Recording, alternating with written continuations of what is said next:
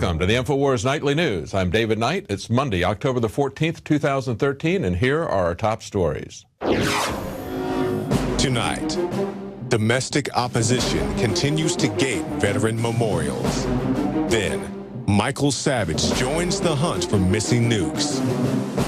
And food stamp recipients ransack a Walmart. That's next on the InfoWars Nightly News. Because let me tell you something, when these things implode like this, it'll implode so bad that the globalists won't even be able to ship in food and stuff for themselves. Well, it was just 5 weeks ago that InfoWars broke the story of nukes being moved secretly at Dyess Air Force Base. Now, these were nukes that were not supposed to be there, and we were told that they were going to South Carolina. Later, we found out that Lindsey Graham was fear-mongering about terrorist attacks, nuclear terrorist attacks in Charleston, South Carolina, and we learned that the #2 missile commander was dismissed on that same day. Now, when that happened, a retired Air Force General Eugene Habinger said, "I know of no other case ever of a deputy commander who was relieved for cause." Now, he was the commander from 1996 to 1998, and it was a nonsense charge. He's not been charged by local authorities. But then it got much stranger on Friday. The #1 commander of missile commands, nuclear missiles, was dismissed. And no one else other than InfoWars and Michael Savage are interested in reporting this story. The crony media isn't interested in investigating anything about nukes being moved or even what appears to be an unprecedented purge of top-level nuclear commanders. And the fact that these firings were leaked in an email, and the email said that it was due to a lack of trust over a temporary assignment. This is a general who's in charge of all the nuclear commands. I wonder what kind of a temporary assignment he might have been on. Now, of course, it also is interesting to note that the general who relieved him of command had previously been in charge of space and cyberspace. Now, that would have obvious connections to the surveillance state. So the crony media is not interested in covering this, and I guess that is the real story. Now, also breaking on this weekend, if you remember, Obama is shutting down everything, right? He shut down all the memorials in Washington. These are memorials that are out in the open where there's no entrance fees. He even tried to shut down the Grand Canyon and thousands of miles of the Atlantic Ocean. But when he tried to keep World War II vets away from their memorial, that was a bit much for most people. And this weekend, they took him on. They took down the Barry-Cades, and they defiantly but peacefully took them to the White House and stacked them in front of it. Now, today, they put them right back because Obama just doesn't realize what a PR disaster his behavior is. He's acting like a petulant, spoiled brat. And look at this video footage of this guy just spoiling for a fight with the veterans, egging them on. Isn't that disgusting? I mean, Obama is saying to the World War II vets, you didn't build this. And for once, he's right. They fought for something very different than the kind of government that we're getting from Barack Obama. Now, there was another confrontation at the White House this weekend, and this was from a Nobel Peace Prize nominee who lost to Obama for the Nobel Peace Prize.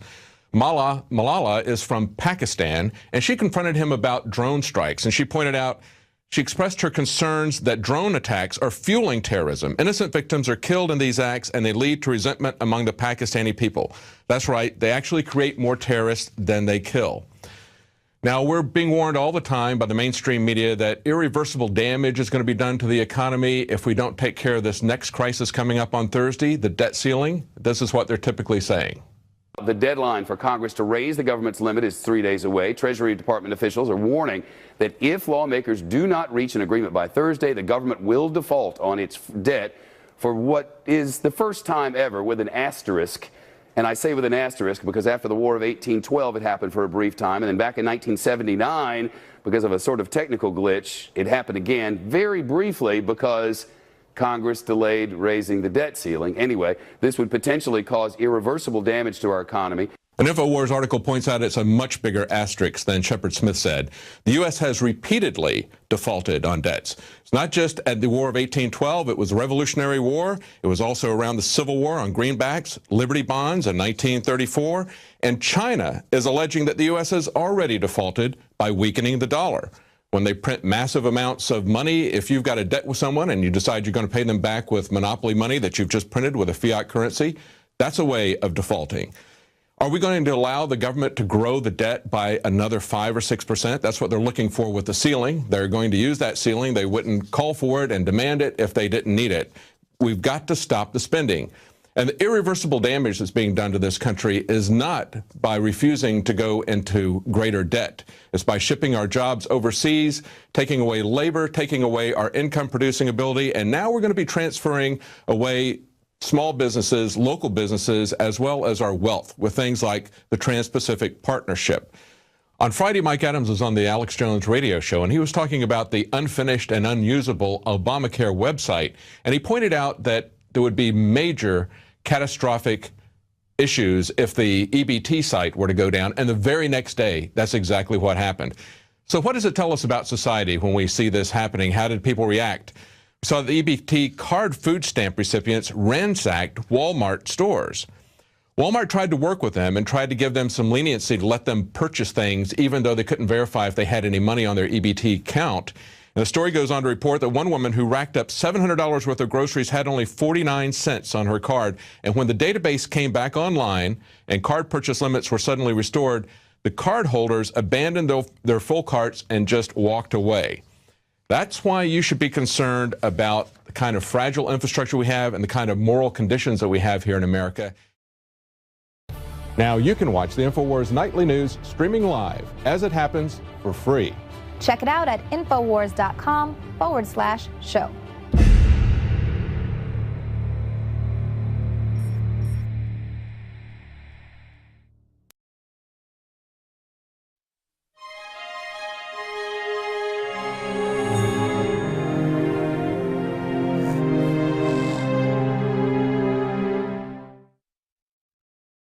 And you should also be concerned about another infrastructure, not one that's falling apart, but one that's being built, an infrastructure of tyranny with the TSA and with secretive courts. We learned today that the NSA gets a green light from a secret court.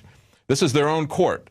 DNI Clapper has decided to declassify a court decision and disclose publicly that the government filed an application with the FISA court seeking renewal of the authority to collect telephony metadata in bulk, and that the court renewed that authority. Well, isn't that nice? We've had the pretense that courts can change the Constitution. Now we have the pretense that secret courts can change the Constitution without any argument, without any debate, without the public even knowing what is in these court decisions. Take a look at this decision here. It shows, first of all, notice that we've got about 15 lines blacked out describing who and where they're going to be getting tangible things from. And then look at the top and bottom of every page. It says top secret. There is no reason for any court in America to have a top secret decision. The U.S. needs to know about that. They pretend that they're changing the Constitution. They aren't. The emperor has no clothes. And yet what we hear today is in direct contradiction to that. We see that Sensenbrenner, who was one of the ones who put together the Patriot Act under George Bush, is now saying that he's going to put the NSA bulk collection of data out of business. He says it's time to put their metadata program out of business. Well, since he wrote the Patriot Act and since he hasn't really been involved in civil liberties for the last 12 years, is this anything more than a head fake? Is he really kind of concerned that this Frankenstein monster that he's created, he needs to distance himself from it now that he sees the peasants picking up pitchforks and torches? I think that's all there really is to it. If he's really serious, we'll see them shut down the FISA court and we'll see him put in jail the judge that issued this decision, as well as the FBI people and the NSA people who are using that decision.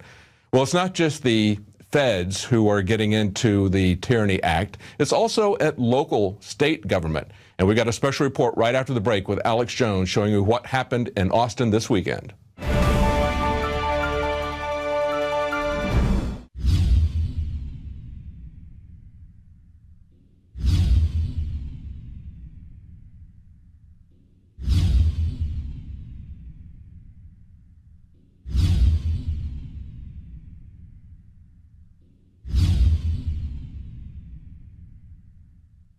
Why is nascent iodine so important?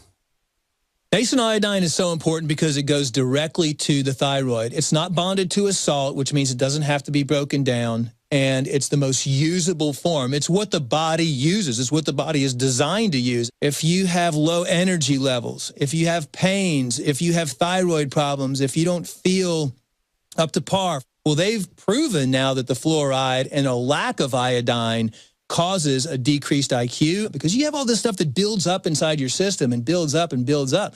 And that's why some people, when they start taking iodine, will have what's called a Herxheimer reaction or a detoxification reaction. But that's a good sign. That means you're detoxifying all that fluoride buildup, the mercury buildup in there, the bromine buildup in your system, and the chlorine buildup in your system. You don't want those things. All of those things have been proven as carcinogens.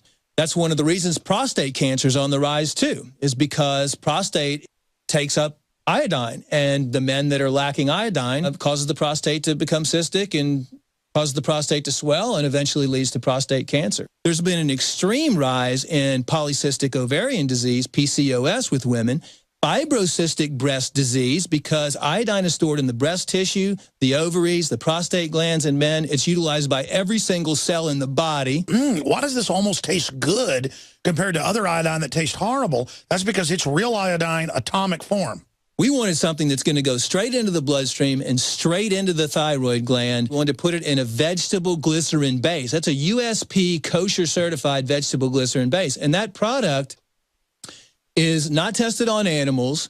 It's vegan friendly. It's gluten free. It's GMO free. Of all the things I've done, Nascent Iodine was just absolutely amazing. So we developed with Dr. Group a double strength, low price. InfoWarsLife.com, Survival Shield, the Atomic Nascent Iodine, available right now.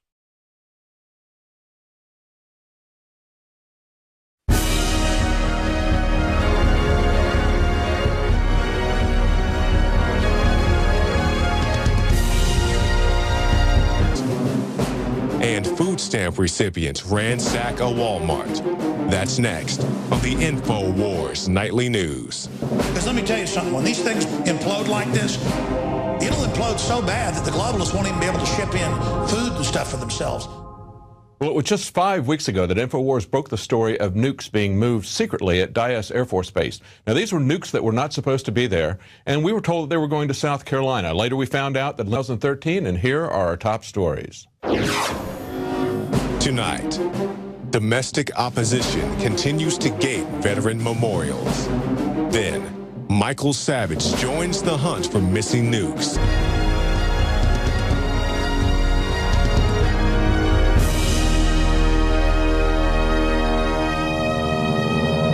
Welcome to the InfoWars Nightly News. I'm David Knight. It's Monday, October the 14th, 2000.